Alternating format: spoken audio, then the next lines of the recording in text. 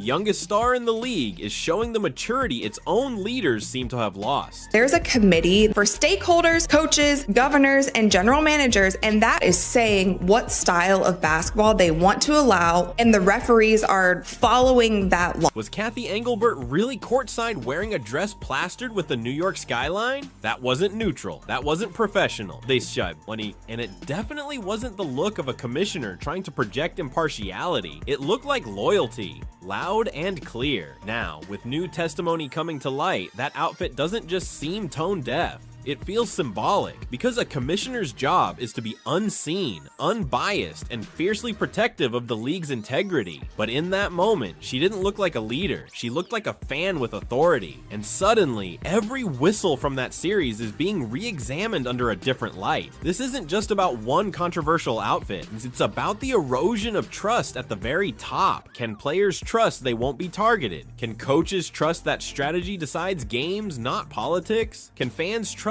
that what they're watching is real competition and not curated entertainment?